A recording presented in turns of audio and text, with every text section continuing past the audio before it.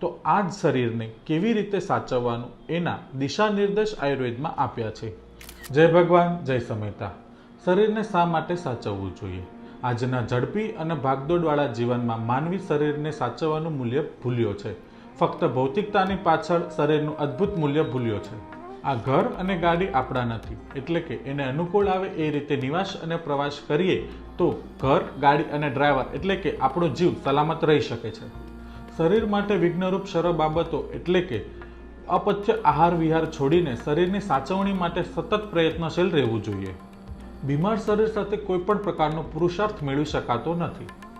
આ સૃષ્ટિના ચર અચર દરેક પશુ પક્ષી પ્રકૃતિને અનુસાર જીવન જીવે છે। જેમ કે ચકલી દાણા ચણે છે, ગાય ઘાસ ખાય છે અને સિંહ માંસ ખાય છે અને તે તેના ટાઈમને અનુસાર સૂવે છે અને જાગે છે।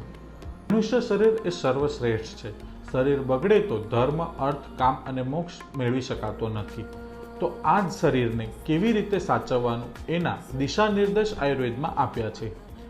આયુર્વેદ પ્રમાણે ચાલીએ તો આ જીવ ચારેય પુરુષાર્થને પામે છે। તો આવો મળીને અપનાવીએ આયુર્વેદ।